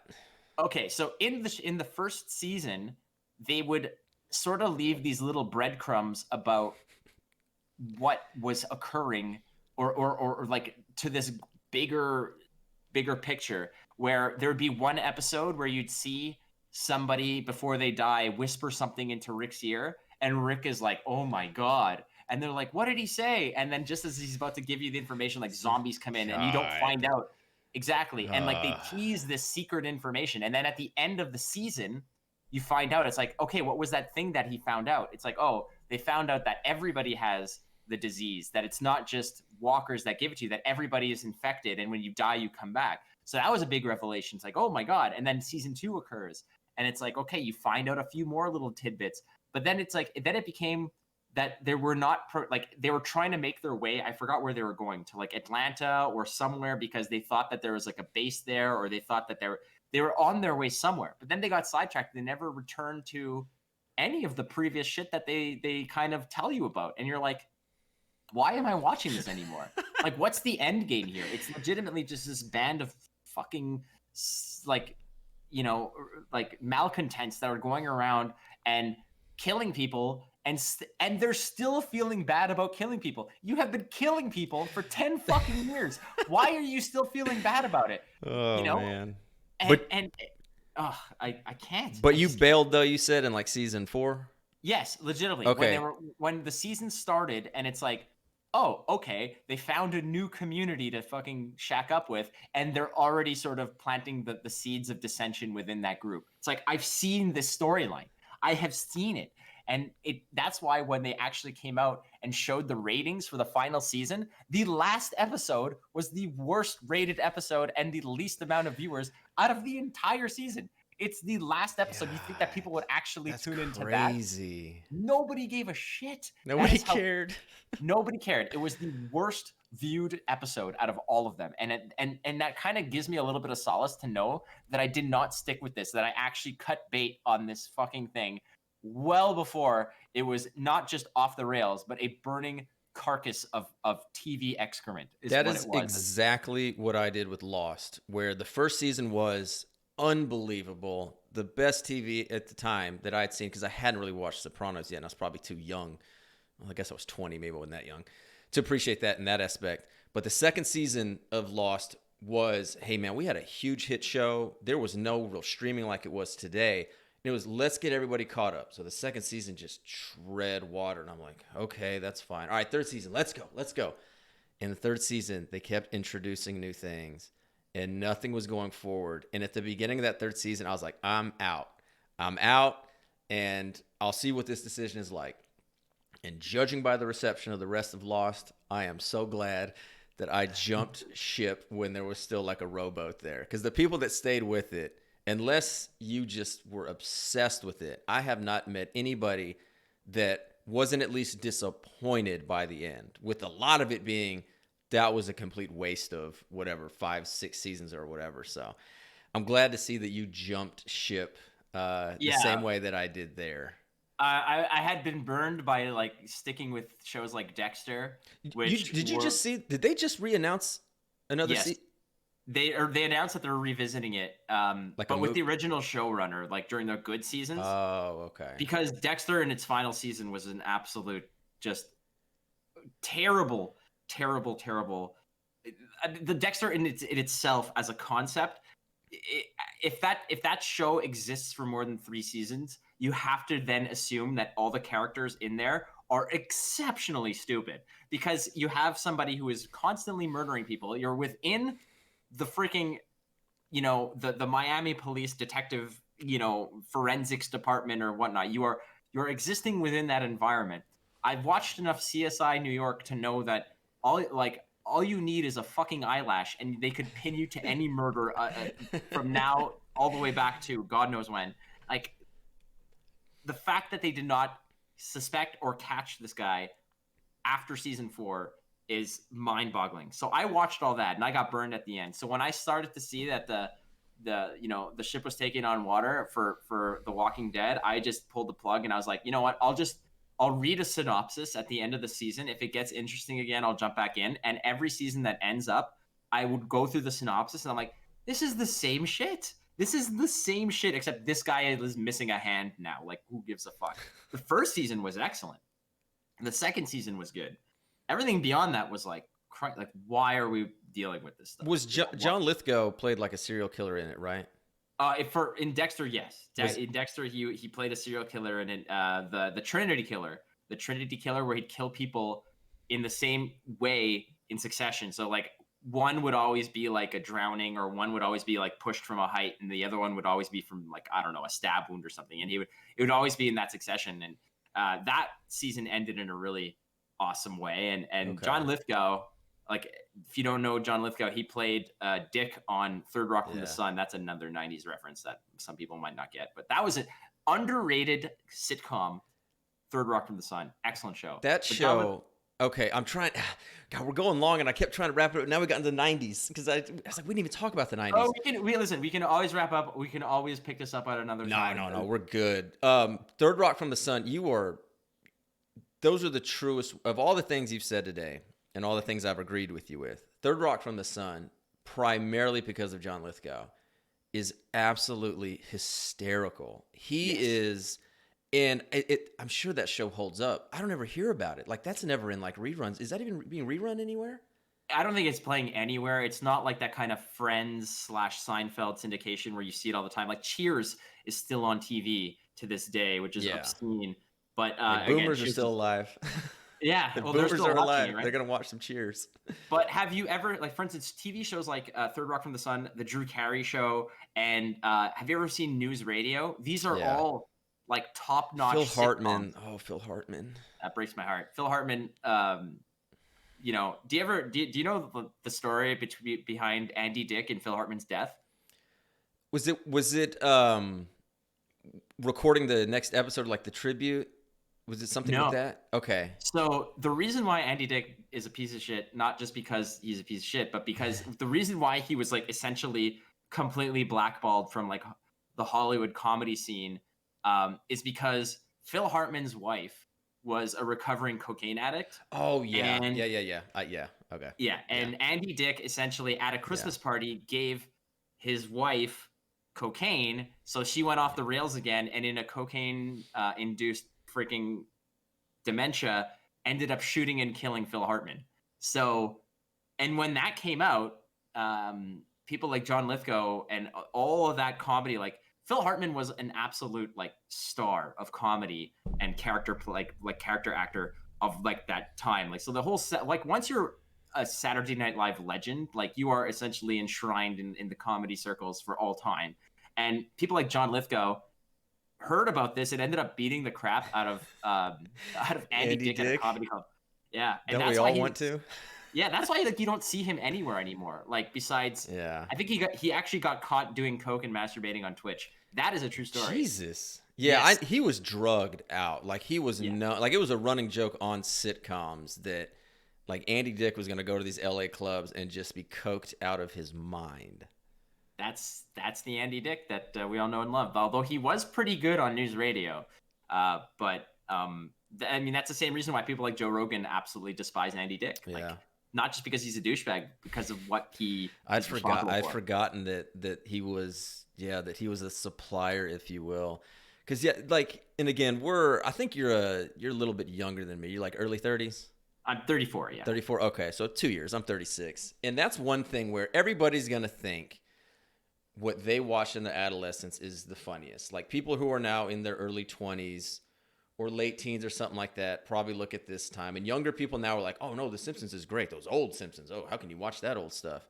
Yeah. But I truly feel glad to have appreciated Phil Hartman when I was younger for The Simpsons. Like, again, the Lionel Hutz, Troy McClure, just Phil Hartman was just so funny in everything that he did, even in something like Jingle All the Way. Yes. He's just funny in everything he does. And how he died is just oh my God, like it's just so sad.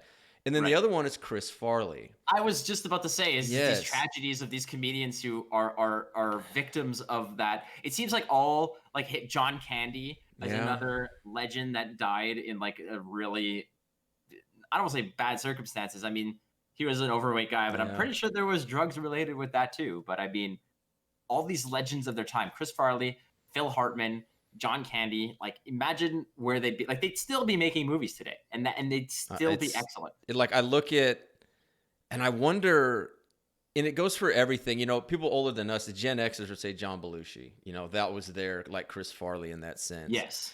And I guess you can look at some and be, you know, you die in your prime, and you're always going to be remembered in your prime, because Chris Farley's another one. Every single thing the guy was just funny. He was funny.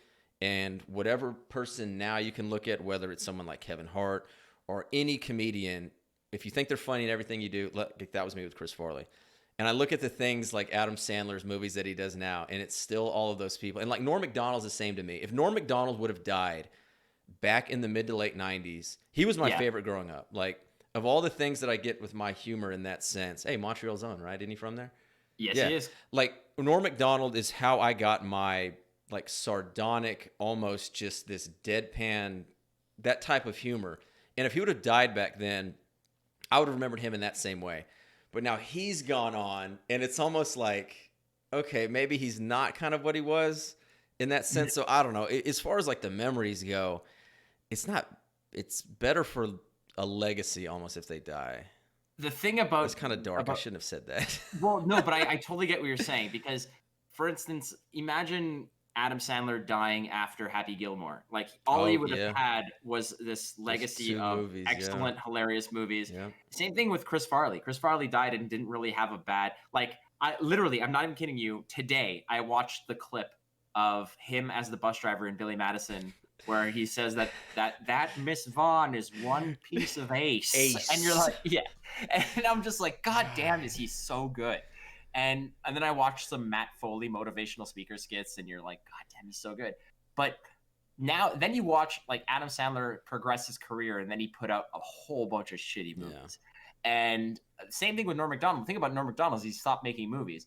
Norm Macdonald, amongst his peers, ask anybody. If you ask any comedian, they'll say, like, who's the funniest comedian? It's Dave Chappelle and Norm Macdonald. Like, Norm Macdonald is a comedian's comedian. Like, he makes them laugh, which is, I don't know if that's like another echelon of comedy that like we're too stupid to get, but like I think he's pretty funny, but he's not like Norm Macdonald from Weekend Update funny. Yeah. Like, that was the pinnacle Norm Macdonald when he's going through, and all the digs he would take at OJ Simpson and all like these like really borderline jokes that were hilarious, but like, well, I'm sure that's why he got fired, right? Yes. Yeah. Because the president of NBC or someone high up at NBC was good friends with OJ and was like, stop telling those jokes. And he kept telling these and these OJ jokes, they weren't even that clever, but his delivery, and it was the same thing. It's almost like the Frank Stallone bit he had. Like, Frank Stallone, it's funny, but the OJ stuff was just like, oh my God, I cannot believe he's saying this. And then it got him fired, but I guess he went down a legend. So, well, that's it, and that's where the respect comes from, because he has the respect of all his peers. Where it's like, he basically gave him the middle finger and said, "No, this is my comedy. This is what's funny. Like, I don't need to get through all this political bullshit to please you." Like, he was like a cowboy. Like, when it came down to it, like, he was just shot from the hip, and whatever was hilarious was hilarious. Like, there was one joke that he tells where he says, he shows this pie chart, and it's like, recent study shows that 82% of car crashes are caused by women. He's like, and whereas the other like somewhat percent are caused by men. He's like, now this offends you, it's probably because you're a woman. And then they're like, and then all I hear is like these boos, and he's like, and if the chart. And if this joke offends you, I should tell you that this joke was written by a woman. And then they're like, oh, and he's like, yeah, now you don't know what to think, do you? And they're like, he's like, yeah, that's right. And he's just kind of like going down this really like tiptoeing down this line of, yeah, it's inappropriate, but it's funny. And he just really balances it so well. Like, he was such a rogue when it came to comedy. And it was no surprise that he got fired, because he stuck to his guns when it comes down to what he thought was funny. I love it. I can go on about this forever, and I'm just so glad that we got to talk about this stuff, because I rarely get to sort of run my mouth about this kind of stuff. Yeah, I can't, because my fiance, again, she's only 4 years younger than me, but like, only Seinfeld she's watched with me, and that a couple episodes came on the other day, and it's one of those where I don't know how many episodes I can watch of this show. Same as Curb Your Enthusiasm. Curb Your Enthusiasm, season 7 was the Seinfeld season, I believe. Oh, where they did they did the reunion? The reboot, yeah, like in a way to kind of redo it. And that season, in the one before and the one after, I can watch those forever, and I don't know how many times before they're not just funny. And I guess it just puts you back in that space of, of time of where you're at. But it's just those where people can experience that, but they can't really experience like those people that came through. And like you said, it's not so much that just the way that they died. I don't know. I get this down this like depressing rabbit hole of, especially because like with Phil Hartman's, there was, I don't know. You look back and it's just like leave your wife, divorce your wife, but he had kids and he obviously loved her and tried to help her and couldn't imagine that. But like Chris Farley's like the drug overdose. You just think like, could somebody have gotten to him or was he just doomed? And you look at stuff, man, another one, and I need to watch this documentary. It came out, Robin Williams. I can't think of Robin Williams and like the stuff like with his daughter without just wanting to just like choke up and cry. Because I look at something with that and, I'll never understand that type of depression and what that must feel like to just give up like that. Well, But it's no, go ahead. No, I was gonna say this is something that a lot of people just typically kind of discount and brush aside, is the fact that the mental health aspect of these entertainers and whatnot. It's like I suffer from depression, and that's something that I do, and often the times you would never guess it because I'm usually in a good mood and very outgoing and whatnot, and I'm just who I am. But it's one of those things where when you're like these people like Robin Williams, when all they do is give, Yeah. it comes to the point where you expect where people expect it from him, where you see this person like Robin Williams as an outlet to cure and deal with your own anxieties and depressions. You go to them to take from them to make yourself feel better, and you rarely, if not ever, really want to go and be like, well, how are you, right? Like you go to Robin Williams expecting to feel better about yourself or have a laugh and just kind of escape your own depressions and sadnesses and troubles and trials and tribulations and all that other stuff. Like that's what they're there for. And it's easy to forget that they're people too. And that's what's really shocking is when these things happen, people like Chester Benningfield and all and like Chris Cornell and Robin Williams, like these entertainers that have like these rock star lives. They're super popular, they're famous, they're talented. And it's like, what happened? Like, why did they do this? And the reason being is frankly just because you feel empty. Like all you do is give. And if you don't get that same, return from it, like from another source, you're constantly at a net loss. And eventually you're just empty. And I don't say you snap, but you live in that hole, that void that it's this vacuum where you're just constantly draining you of reason to do what you do. And you go out there and you expect that you have to be a certain way because people are always expecting to take from you. And eventually the only escape, unfortunately, is that. And it's a sad reality, but like I can kind of understand where they come from to a degree, where all they do is just they are there as an outlet for happiness for others, and they're taking from themselves to make other people's lives better, but they're not getting it back from another source. And that's why the lights go dim and you just have no other recourse. Sometimes there's no other relief. Yeah, and it changes because I know like some like Family Guy and whatnot. You see these episodes that like make fun of Robin Williams. Oh, later Robin Williams and all that. And I'm like, man, did that play a part? That couldn't have made someone feel good. And Robin Williams is different because he's crossed generations. Like my parents loved him in the 70s with Mork and Mindy. Yeah. Loved him in the 80s, Good Morning Vietnam and all that. And then he was massive in the 90s, a genie with Aladdin, Mrs. Doubtfire. And so it's one of those where we could experience the love of this guy together. And so for it to end that way, and like you said, not to happen, and now I'm thinking of the other people like Philip Seymour Hoffman, and you're right, and it's almost where even from a selfish, we're going to look at it selfish and be like, oh, they could have done so much more entertaining. But to me, it's not even that. It's a personal aspect of the years they lost with their family members. And to me, that is infinitely more sad. That the thought of, because I think Robin Williams, I think it was like mid 60s or something like that, or 60 something. Yeah, I think he was in his early 60s. Like it happened like what, 3-4 years ago? I think, Like, it's yes. already been a while, It's right? been like 4 years at least. Yeah, I think. Yeah, and I look at that and I'm like, that was, given the money he made, given all that, he should have lived another 15, 20 years that he didn't get to with his family, didn't get to see his kids grow up further. I don't know if he had any grandchildren or something like that. And I think about that like with my parents or something, and it's just so sad. And anytime somebody puts out, because it's getting bigger, which is good because it's the stigma of depression and mental health is going away, and that's fantastic. And it's something even in school. I'm a public high school teacher. We bring that up with the kids, and there's stuff on the wall saying, "Hey, here's a number to call. If you need something, tell the teacher. We can send you down here." And there's like these SOS numbers we have where we can call someone and be like, "Hey, come get so and so." So it's becoming more widespread in that sense. But it's just, I don't know. Like, I just always want to think that I always want to help. So whenever someone does it, I'll message and be like, "Hey, if you need anything, just like let me know. And, I'll be available." And I'm not going to pry. And it's just putting it out there like, "Hey, if you're feeling bad, you need to talk to somebody, do it." Because even though some people may know me through this, I'm still not real in some sense that I'm on the screen here. And the best thing that ever happened to me was therapy. When I was like 20 or 21, I went to therapy. I got to talk with somebody who I didn't know, who was not judgmental. Even if they were going to judge me, I never knew them, was going to see them again.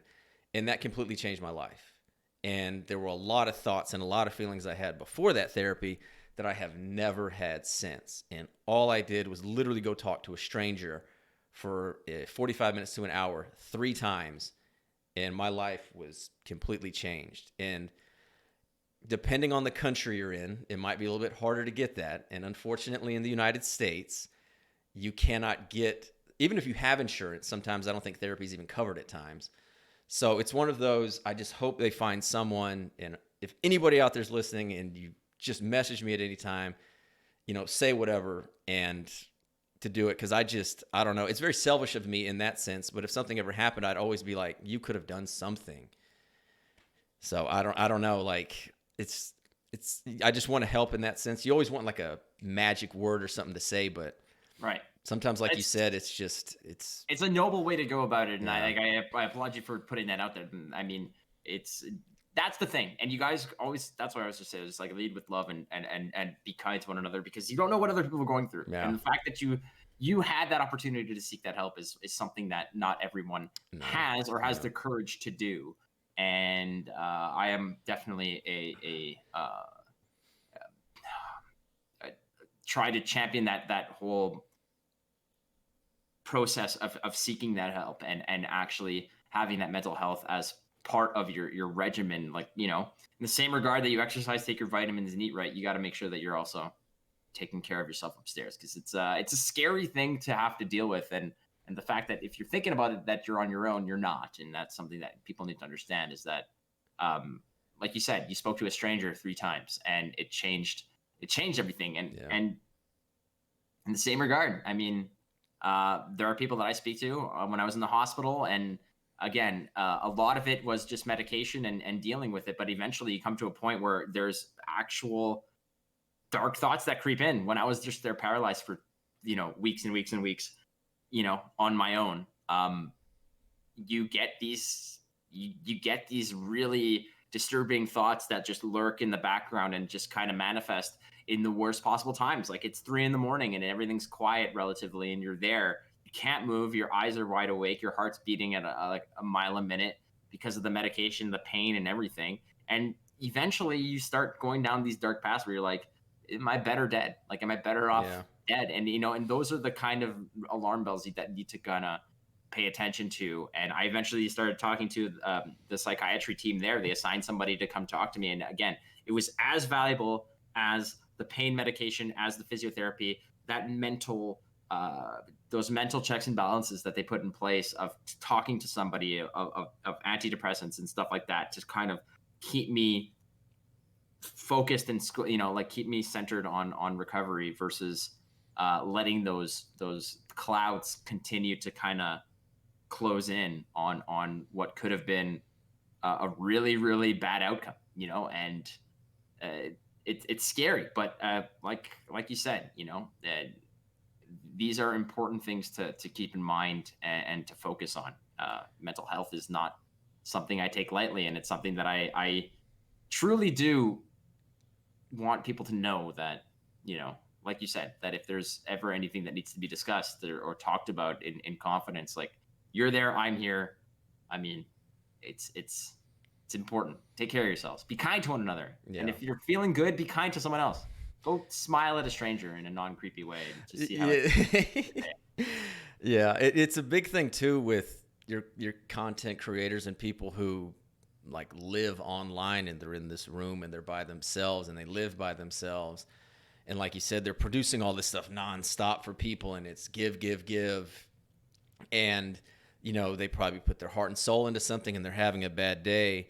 And then someone in Twitch chat or someone in a YouTube comment just, dismisses them or insults them. And it's just like, it's such a big thing that you're told when you're a kid, and I do it also.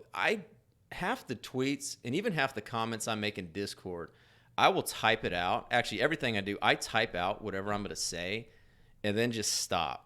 And I'm like, does this need to be said? Is this going to benefit in any way? Is this going to add in any way? And honestly, half the stuff I just delete because I'm like, this isn't going to benefit anything. Like, I'm not adding to anything here. And this isn't even stuff being negative. And I think it's just something there that people just don't be negative unless it's at something that is harming somebody. And if somebody's making a YouTube video over a Gwent deck and they mispronounce something or they get something wrong, or in the heat of the moment when y'all are casting a tournament, when thousands of people are hanging on your every word and you're thinking about 18 different things at once and you say the wrong card name, like, just chill, people. Actually, you know what? Shut the fuck up. And that sits in there. More people need to be told that. More people need to be told, shut the fuck up. And especially when it comes to that, because it's not going to add anything and you're not helping. And it could completely, like you said, on the edge. And I bet there were times, I don't want to speak for you, but there are times, and you're so much stronger than me, what you went through there, not being able to move in that sense, where you might have been teetering on the edge. And we've all been there. And it's not going to be something major. It's just that last comment that can put someone over. And it's just so preventable in that sense. And just, like you said, just people just chill. But in the same, train of thought, that same remark that could push someone sort of over the edge, and the opposite, that one kind thing you say can pull them back, right? So people need to be mindful of that you could put good out in the world and you could make that happen. I'm not a religious person. I don't have much spirituality about me or whatnot. I'm the biggest science geek that you could possibly ever encounter. But I do believe in karma because there is some actual scientific basis to it. In the same regard that energy cannot be created or destroyed, but only transformed from one type to another, be it kinetic or thermal or whatever. If you take in that negativity and transform it and push it out as positivity, there's just more positivity out there that will more likely come back in your way, like your way or in somebody's way. So the more that you just sort of respond to hate with love, the more love that there's out there for people to bump into and maybe reflect onward and increase and push the momentum in that way. So when it comes down to where you're saying, like, when someone just kind of rides you into the ground about mispronouncing a card or coming off of, a calculation by 1 point or two, or, like he played this card in round one, like, how could you think about that? Like, in the grand scheme of things, there are more important things to be hounding people about. Like, hound them about being shitty, like a shitty person. Hound them about treating people poorly. Don't hound them about things like mispronouncing a card game name or whatnot. I mean, it's just put out good, and more good will be out there to come back your way. It's just it's a simple principle that I try to practice as much as possible. I'm not perfect. I do get frustrated. I do call out bullshit and stupidity when I see it. If it's done in a vain way, or if it's done in a with the intention of being harmful, Like I'm okay to go out there and call bullshit where I see it. But at the same time, you know, if you show respect, more respect will come your way. The more good that you put out, the more will be there for you to collide with down the road. So that's kind of how I try to live my life daily. And my streaming, like people's like, oh, you're always so nice. Well, I'm like, I'm nice, and because I think that everybody deserves that, that, and you never know what your kind word will do for somebody to either, like you said, pull them back, or change their day, or change their outlook, or change their opinion of you or something else. Because it's so easy to sort of fall down these rabbit holes of hate that exist, of your opinion of something is so influenced by what the general opinion is. That mob mentality of, well, we all must hate this because blah blah blah blah blah, because I've read it a million times that this is bad. It's just the way it is. And it's weird because even when I meet people, you know, at the Gwent tournaments or this or that, or like I'm the same person here talking to you as I am over there. Like, like I'm just a random schmuck who likes card games. Like I'm not better than anyone. I'm not worse than anyone. I'm just myself. And like I enjoy this as much as everyone who's out there. And I try to live my life in that same regard, that the more respect and love that I show other people, I know that it's going to come back. And that's what I want. I want to be loved. I want to be respected. So the way to do that is just to live my life in a way that will put more of that out there and command more of that in response, right? So this is not an act. This is not an online persona. Like, this is who I am. I'm a big nerd who drops F-bombs and to drive points home. That's kind of who I am. And I'm passionate about nerdy shit. That's just the way I am. Yeah, so everyone listening out there, and I try to do this every couple of months of like tweeting it out and doing it. If you're listening out there, find somebody, at least one person who creates something, who streams, who does YouTube, whatever, in any capacity, and just email them and let them know. Because I'm telling you this, I don't get that many from, like I said, the Witcher Book podcast I do, but every so often I get an email, and it's people saying how much they just love listening to it and what it means to them. And that is worth, honestly, more than any small amount of money I can think of. Like, I would rather have that than someone be like, oh, hey, here's $50. Good job. Because that is the reason of doing it. Let people know. Let anybody know that's creating something out there. You appreciate it. You support it. And I'm telling you, you will make their day no matter how big they are. Don't get me wrong. Money is great. We all like money. Money is great. But I completely concur with what you're saying. The messages that I receive that are very complimentary. I read and respond to all of them, and they always make me blush. And I always, again, it kind of just pokes at that imposter syndrome of like, are you sure? Because I'm pretty sure I'm a piece of shit. But the more you get of it, I promise you, the better it kind of helps out in the long run. And there's no financial equivalent to knowing that you make somebody's day, that knowing that you are the reason that they are enjoying themselves. And I have a non card game related podcast that I do, which really sucks because the last one I did was 5 months ago or 4 months ago before I went to the hospital. And I'm so dying to get back at this. It's called Hypotheticals. It's on my YouTube channel. I'm totally plugging this, but we'll put all that information in the notes. Yeah.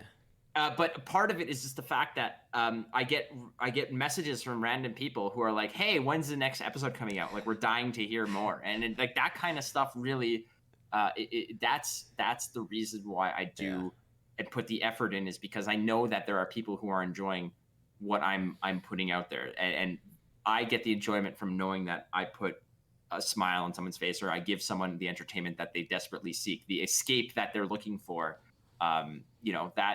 That is it's a second to none feeling, and that's where the passion is derived from. I love nerdy card games. I love playing nerdy card games for other people even more.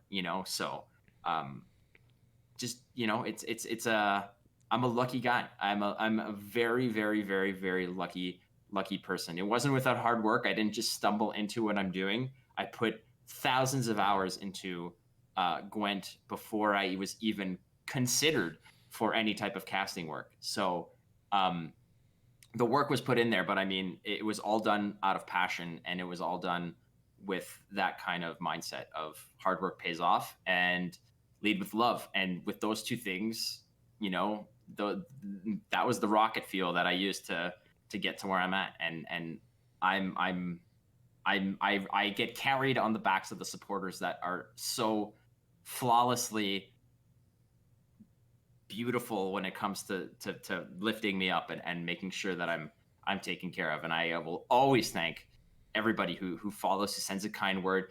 I don't like subscriptions, donations. They're always incredibly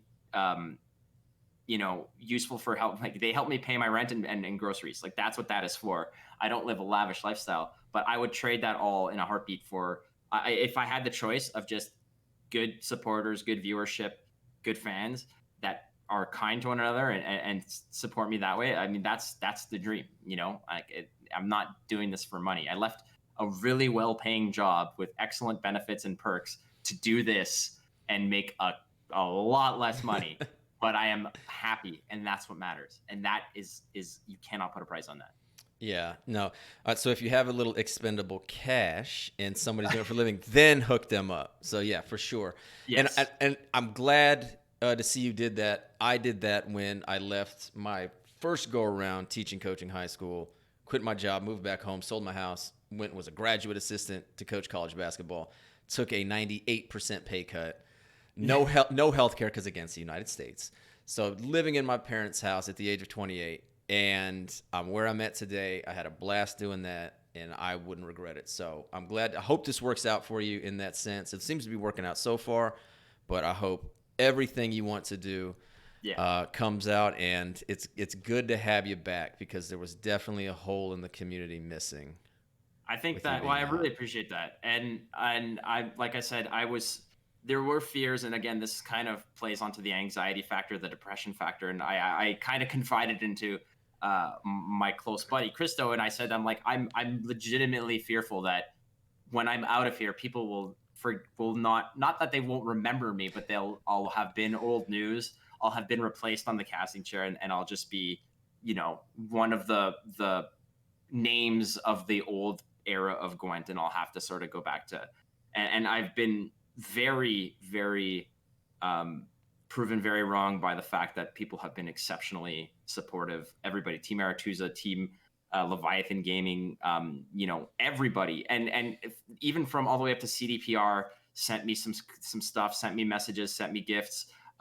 Even people from like the game, like Mythgard, the developers in Mythgard reached out and were concerned about me, and it honestly, it was very sobering to know that I've had this impact on people, and to have that kind of, I don't want to say it was an epiphany, because it's not like I did a 180 in my life once I was in the hospital and like I'm like I gotta quit drinking and stop doing drugs. No, it wasn't like that. It was good validation to know that I'm doing things the right way, and that I'm positively impacting people's lives, because that is a fear that a lot of people have, especially in this domain where the impact that you have, you don't know how far reaching it is. The fact that I sit in my apartment in Toronto and stream a video game to a few dozen people every day, and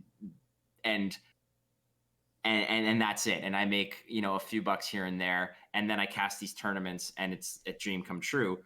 It was McBeard's wife who actually said that even if it's 5 people who tune in every day, that's 5 people who rely on you to make their day. Yeah. And imagine that. Imagine having 5 people call you every day because they want to hear your voice.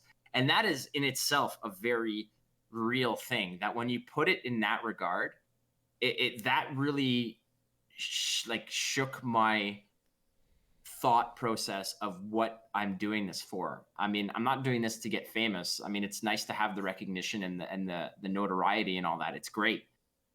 I do this because I sincerely care about the people who actually tune in to hear me speak. I think that is an immensely flattering thing, that people want to spend their time listening to the nonsense that I'm spewing out on the daily basis. And again, if I make them smile, if they enjoy the music I play, if they like the decks that I'm playing, if they like the nonsense that I'm just, that falls out of my mouth, like whatever aspect it is, whether it's one person, 10, 100, 1,000, these are actual real people. These are not just statistics. These are actual people with personalities, with lives, that are investing their attention into what you are doing. And that is incredibly flattering. It's incredibly humbling too, to know that you have that kind of impact and that kind of draw on people. And I will never take that for granted. And I will never forget the support that I got back from this community, because I put so much into it, and I thought that I got back more than I put in by being part of the Gwent Masters casting team, by having these opportunities. And then this disease out of nowhere came and slapped me across the mouth, and it brought me to a dark place. But at the end of the road, I feel lucky that it happened, because of the people I met at the hospital, that I was there every single day for 111 days. The nurses, the doctors, the other patients that I would share rooms with or talk to or whatnot. I feel, at the end of the day, I feel lucky, because it's something that I overcame, that I'll recover from, and has changed my perspective on a lot of things, and has made me appreciate what I have, and makes me want to continue to give more and more and more, because I have got so much back through this experience. And again, like I say, I'm not a guest on many podcasts, and like I don't go out there hunting to be on these shows or whatever. When you asked, I believe the question to response time was like 17 seconds from the time that you sent me the message to the time I'm like, I'm in. That was really good, because one thing I was thinking, I was like, man, he might be too busy. He just came back. And so the initial immediate response, I was like, oh, okay, good. That was much ado about nothing to worry about. I can confidently say that I have never declined casting an event or being on any type of podcast show. That has never in my life occurred. I am, trust me, I am average Joe Schmo out of everybody here. Like I love doing this. Like I said, like I will be on these shows until they literally petition for me to just be no longer on the internet. Like this is, I love talking. I love talking nerdy stuff, talking baseball, talking sports, talking Star Wars, talking card games, whatever it is, man. If there's a podcast about, rocks, what's your favorite rock? I'm like, yeah, I give you 2 hours of airtime. I will fill it with nonsense about rocks. Like it doesn't matter. Pancakes. Let's talk about pancakes. Talk about baseball. Talk about whatever. It doesn't matter. I'm just glad to be where I'm at. And I thank you, buddy, for inviting me on the show. It's been fun, to say the least. Yeah, no, I super appreciate it. So yeah, we'll kind of bring this on down. Oh, we've gone a long time, but it's been great. So again, thank you for being here. All your information, all Flake's information will be in the show notes, Twitch, the podcast link, Twitter, all that fun stuff. And yeah, Christo's in the chat there with the love. So that's my boy. Yeah. I've known him since kindergarten. Really? And, yeah, this is my. I will suggest people go check him out as well. The one Christo on Twitch, because I've been playing card games with him since since grade 7, since early high school, and he is the best card game player that I personally know. And he has whooped my ass in pretty much every single card game except Gwent. But I think the reason why he hasn't beat me at Gwent yet is because we haven't played recently in any way, shape, or form. But he's beat me at Star Wars, Lord of the Rings, Mythgard, like Hearthstone. He's essentially whipped my ass. And when I reintroduced him to Gwent recently, it took him all of like 2 weeks to get to pro rank. Where he's like, "Oh, I get it," and I'm like, "Damn it! Like, God damn it!" Like, all right, fine. I thought I had this on you, but no. But go check him out. Like, if you want high level play and entertaining and good production value, like there's an upcoming guy that is definitely should be on your radar for Gwent content for sure. Yeah, the game appears to not be slowing down. A lot of new people coming in, so that is great to see. So for those that are not watching, Flake has on a LA Dodgers hat. So, Yes, sir. do you have the score right there? I forgot to bring it up. Hold on a second. I will Okay. find the score right there because I am a enormous LA Dodgers fan. Basically, since born and raised in Montreal, when the Expos left, I I know. couldn't bring myself to root for the. Nationals. No, I tried really hard, and I think it was when the last Montreal Expo from that carryover kind of moved on and was traded or washed out. I was like, what am I doing? So at the time, Nomar Garciaparra, who's my all-time favorite baseball player, played for the Dodgers as a first baseman, and I was like, yeah, let's like I'll check it out. I'm like, not only that, I'm like, Jackie Robinson has a great story. Started with the Montreal Royals as like the farm team for the LA Dodgers and stuff like that. So there was an actual link between the Dodgers and Montreal. So I was like, all right, I'm all about this. I'm all about this. So I became an LA Dodgers fan, a massive LA Dodgers fan. Not to mention Eric Gagne, famed closer, 84 consecutive saves, converted, is a Quebec boy. And I met him. I actually met him, and he was a decent dude. Steroid allegations and Mitchell report aside, Yeah, who cares? We didn't discuss that at the time. Yeah. Apparently, it's But 15-1 Dodgers. So it is 15-1 Dodgers. Yeah. Yes, at this moment in the seventh inning. So I think we're comfortable now. But I feel good. I feel good about this. But I've been disappointed by the Dodgers before. Every year is Every like year? This is the year. This is the year, and they always get kind of hosed. Much like they were hosed by those cheating fucks, the Houston Astros. But yeah, they took out my team, the A's. So they're getting murked by the Rays, though. So they're about to be just thrown out into the sea. Okay, I think I have one. And again, at this point, the podcast isn't going to end, so fuck it. Let's keep going. I think I have one bit of Expos trivia, and I'm about 99% sure of this. Do you know who the last person who played for the Expos to retire was? yeah, it's Bartolo Colon. Yeah, there you go. Okay. Of course, it's Bartolo Colon, the big sexy baby. Yeah, That again, guy, he had his Yeah. career rejuvenation with the A's, and again, steroid allegation. I don't care about steroids. Like, you still have to No. go. You still have to do all that. Anyway, yeah, I really don't give a shit about steroids. Those are professional athletes. They're adults. Millions of dollars on the line. Like, I have a couple like personal friends. One of them actually, a guy I know, Chris Martin, who pitches for the Braves. Okay. I had other people who played in minor leagues and all that. You're talking about a sport where, yeah, they don't get hit like they do in football or anything like that. But pitchers, these are all pitchers. This is not a good motion. This is not a good motion for your shoulder or elbow, much less to do it thousands upon thousands of times as hard as you can, bending in all of this. So if somebody is going to take something that's going to allow them to recover from an injury and then, make millions of dollars in the process, which, by the way, nobody gives a shit in the pros that are doing it. Like, I know the ones that are going to say, oh, the like higher than or holier than thou ones that are going to do it. Man, if it's taking millions of dollars, it's your body. Like, I don't give a shit about that. You can Right. deal with that on your own. Right. At the time, it wasn't illegal, right? Like, it was not necessarily against the rules. It was just kind of frowned upon.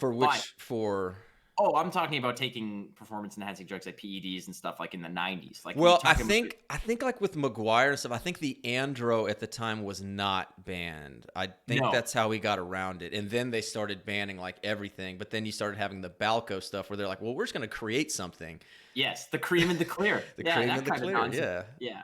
That kind of stuff that they'd rub on their elbows and stuff where it's like, all right, well, there's other non-detectable ways to get these kinds of benefits from these performance-enhancing drugs. And that's where you'd have, Roger Maris had the 61 home runs in a season, which stood for decades as a record. And suddenly in one season, 2 people break the record. Yeah. Isn't that insane? Like, in one season, you had the rejuvenation, 1998, you had the rejuvenation of MLB, of Major League Baseball, where Mark McGuire and Sammy Sosa just go off and 70 home runs, 66 home runs. And then a few years later, you have Barry Bonds hit 73, it just boggles the mind that kind of happens because it hasn't happened since. Even like these days, 50 home runs is unheard of. Homers are at an all-time high like every single year. Yeah. But nowadays, like total home runs. Yeah. Total home runs. Yeah. Everybody's kind of hitting them. I think that it's just a lot of it. I feel is just like team-related home runs. Like, I think the Minnesota Twins last year broke the Yankees record. I think they did. Yeah. Yeah. but no one really hit like 50. It was just everybody was hitting like 30. Yeah. And I think that's just a symptom of the fact that with all the analytics and such It's and like launch playing, angle. Yeah. well, yeah, it's and playing with the shift, people are trying to hit they're trying to hit them out, Yeah. right? They're trying to capitalize on that one pitch that they guess correctly when they guess fastball and they see it where they want. They're literally just changing the launch angle of the ball to try to capitalize on the home runs. That's why you don't see like there's less hit and runs, there's less sacrifice bunts, there's less Steals, stealing yeah, and stuff like yeah. that because there's not enough balls in play now. It's either out, it's either an out, a strikeout, or like it's 3 launched. true outcomes. Yeah, Home run, strikeout, walk. yeah, that's just the way it goes, and that's just it's become a matter that there's just less action in the game, and those years of seeing Jeter kind of range to his right and throw cross body to get someone out at first, like, those were like the watching baseball in the 90s and seeing that. I remember that the Yankees and Diamondbacks series in 2001 to me was like the like the pinnacle of playoff baseball. Like went to 7 games. You had Randy Johnson and Kurt Schilling like pitching versus like Roger Clemens and Andy Pettit and who else pitched for them back then? I know Rivera was the closer, obviously. Rivera. Here's a little piece of trivia for you. Rivera is the last person to have 42 as a jersey number. He got grandfathered in. Grandfathered in, but like the best closing pitcher of all time. But my God, like I could talk about baseball for forever, but when it comes down to it, the Dodgers are my team, and I feel bad because I used to be a Yankees fan, like on and off. Like the Yankees were my American League team, and they just kept winning through like the late 90s, early 2000s. Yeah, they wouldn't stop winning.